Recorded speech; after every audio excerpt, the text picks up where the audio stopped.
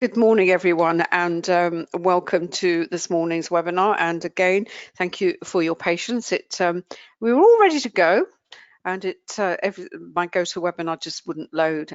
So it meant shutting. As the solution to one of these problems is simply shut everything down and start again, and it all seems to work. So anyway, before we start, may I draw your attention to the disclaimer that I know you can see on your screen. As you know, trading can be a very risky business, so please don't ever think of money that you cannot afford to lose. I'm just going to rattle through very quickly just a couple of slides because we want to go straight to the charts, and obviously we've got the London Open coming up in a few minutes' time. For those of you who maybe this is your first time, we're going to be looking at the charts through the prism of volume price analysis, the methodology that I've said many times David and I have used for almost 20 years now. The details of all the methodology you can find at Amazon. There's a whole raft of books about it. It's essentially, it boils down to this. We look at price action, but not just price action. We also look at price action and its relationship to volume. Volume meaning participation and the activity that is going on at the time in the market. And what we're looking for is a confirmation, which is what volume does. It confirms, it validates the price action that you're seeing, or it throws up an anomaly. And part of volume price analysis is also is heavily based on the works of Richard Wyckoff and his 3 laws, of which the second law we're going to be looking at, which is the law of cause and effect. It's where we have congestion phases, consolidation phases. We had a really nice example of that this morning on the pound yen for the purposes of potential entries. But as well as the technical picture, we also look at the fundamental landscape and related markets, and really how this all comes together.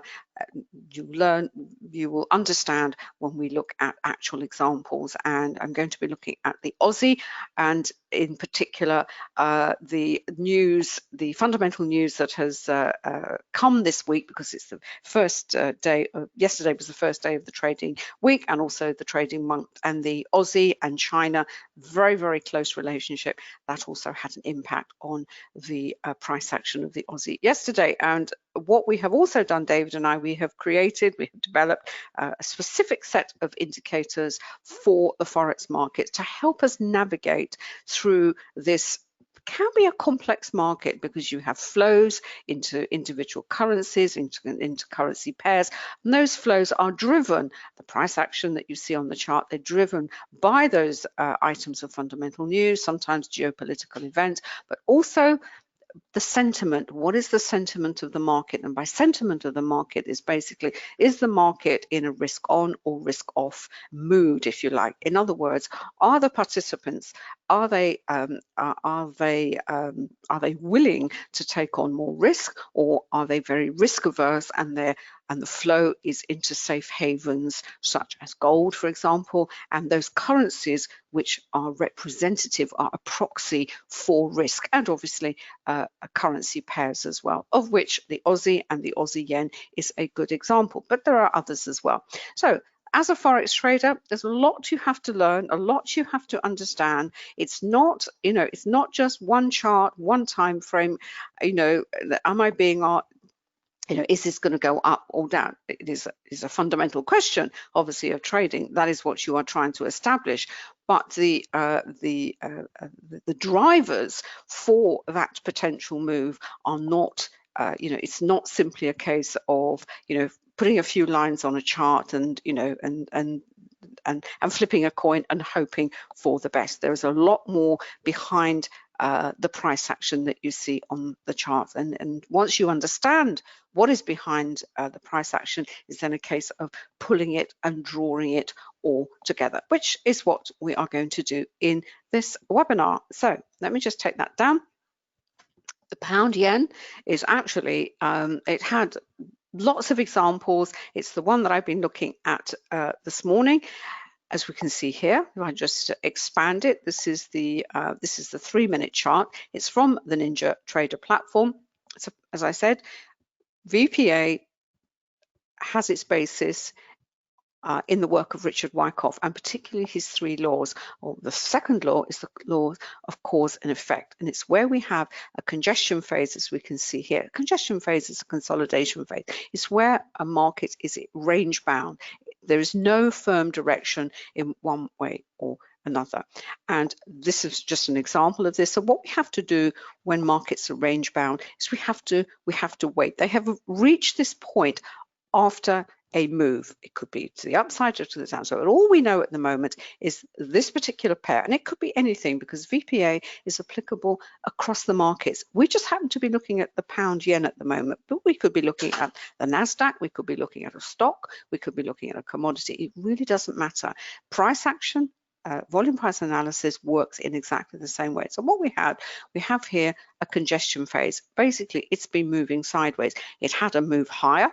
Our indicators tell us that. We've got our trend monitor here, which was blue. It clicked into blue at this point here, away from the support level at 134.40. So we knew it moved higher, but then it went into, as I said, into this sideways movement. Why? It was that move had temporarily come to a pause point.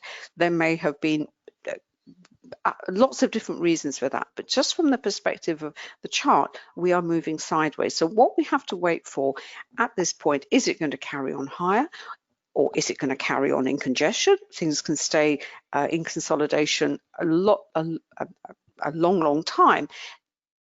If they do, if the congestion phase is prolonged, then what tends to happen with cause and effect is then the effect is likely to be stronger, if you like. Now, this isn't necessarily a very long phase of price action, of consolidation, although to be fair, it is only the 3-minute chart. But then what happened is there was a burst of momentum, a burst of activity came into this pair, and away it went. Now, it's a good example in the sense that we can see this move higher. It was moving higher on good volume, as we can see under here. We had a little pause point at this point. It looked like we were going to get it was coming to an end. This little candle here, there's not a lot of selling underneath it. Then we had a more volume coming in, as we can see here on these 3 candles, up, up, up.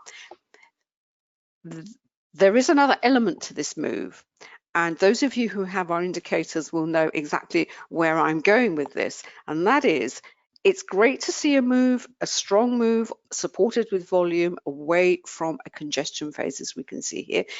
This indicator down here is from our NinjaTrader platform, and basically it is also, it's called our tick speedometer, and what it tells us is that there is a lot of energy, there's a lot of momentum behind this move because this has gone into green, which is what we expect. The issue with this move, and it's not really an issue, but it's a factor that you have to consider, is when you have such a strong move with momentum, the price action on these candles will go out of the average true range, and we've developed this indicator, the volatility indicator, which triggers these little purple arrows.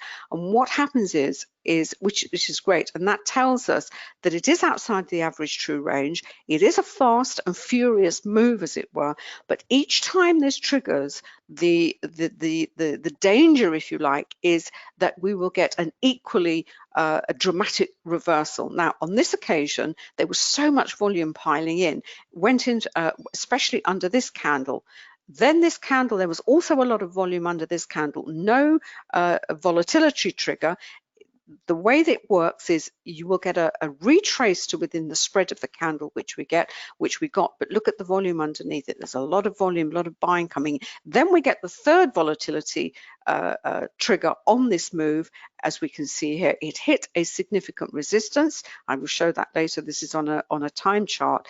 Then we had this pause. Now, what happens is typically in this kind of move is basically a lot of traders will see this and they think, oh goodness, and what triggers inside them is this fear of missing out. And this is where, with volatility, great trading opportunities, but to be treated with with caution, as it were. If you have this volatility indicator, you will know that each time it is triggered, there is the possibility that in fact the price will actually, first of all, retrace back into the spread of the candle and potentially reverse, as it were. It didn't here, it carried on higher. It didn't here, and we know that because yes, it did retrace, but look at the wick behind beneath that candle.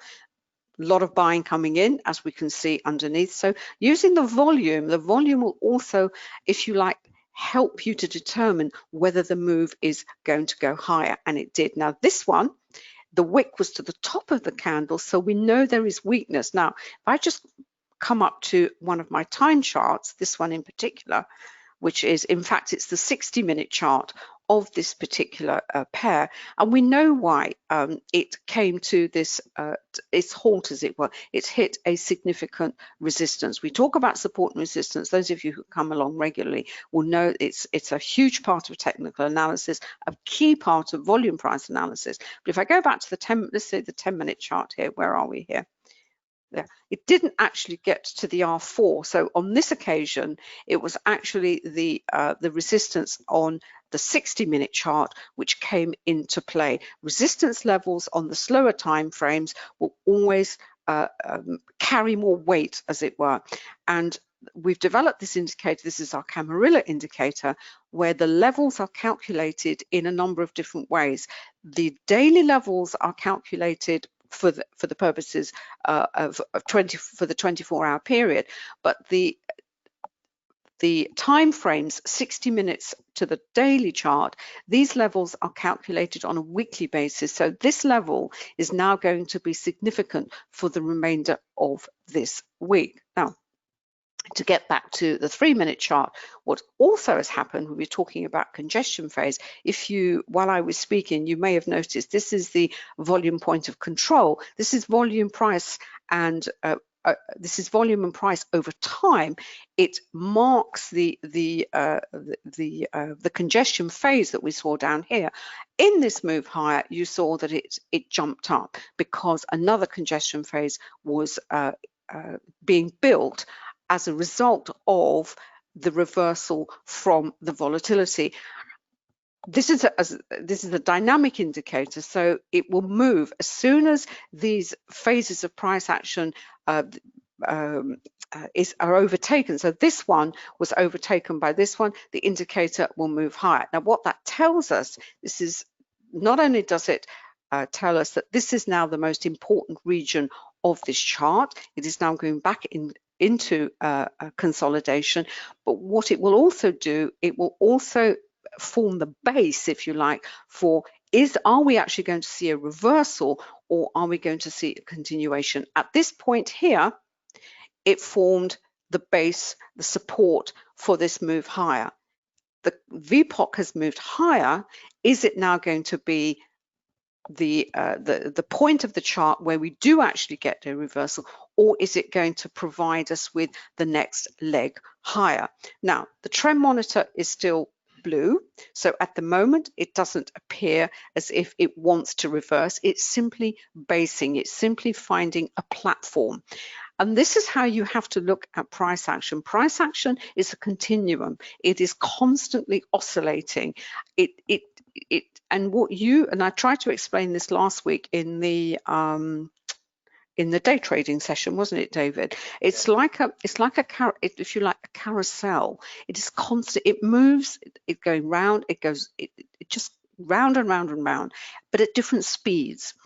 So there is never a sort of a beginning, as it were, and there's never really an end. I mean, in a stock, there's a beginning. A stock starts when the stock is launched onto the stock market, and it ends when when the company maybe collapses. But in forex, unless you have a major change to a currency, as we did with the euro, these pairs, they are on a continuous journey, as it were. And as a trader, we are constantly jumping in and jumping out of trades, but you can never say this is the start point and this is the end point. So what we have to navigate through the price action are, if you like, these oscillations at the point where they are in a pause, they're at maybe at the bottom of a move, and we are trying to establish when they're going to get to the top of the move. And that's why we use a methodology such as volume price analysis, and then we have the indicators to help them. But in between those oscillations, those major turning points from accumulation to distributions, you will have these stopping off points, if you like, these pauses, these congestion phases. And it's at these congestion phases we have to determine whether the move is going to continue or whether it is actually potentially a reversal from that move. This is where we use multiple time frames, as we saw here on the hourly chart. We know why that stopped there, because it actually came to a significant level on this chart. We use the Camarilla, traders use Fibonacci, some traders use moving averages. However you choose to determine what is a significant level is pretty much up to you. So I know a number of things off this chart. I know that it's now going to for this to move higher, this pair to move higher, it has got to break through the R5. Where is it going to go after the R5? Well, it's going to go up to the R6. If I go down to my faster time frames, it didn't actually get to this level here, the R4, which but if it does, I know where is my next level. So you play these levels, you look at these levels in multiple time frames, because what they do is they will tell you what is likely to happen in as the price moves through the different time frames. Now what we had here was a lovely example on the 10-minute chart. We had a lovely shooting star, massive volume underneath it. I mean, that of itself, last week we were looking at reversal candles. You couldn't have hoped for a better example of a reversal candle that we have here. And finally, I know we've done this kind of slightly the other way around. I just want to go to our CSI here. And I'll come back to this later, because in particular with what happened yesterday with the Aussie dollar, as we can see here, this is on the hourly CSI, but I'll pull that up here. This is the pound, which is actually still rising. This is the yen, which is still falling. The yen is falling because the market is in it's positive move. I believe the indices are moving higher. Let's have a look quickly here. Go to investing.com. Yeah, the S&P is off slightly, but the Nasdaq is still moving higher. So at the moment, market is in a positive move, but we do have to keep watching those related markets, as I said earlier, because they will also tell us, what is likely to happen in the currencies and currency pairs.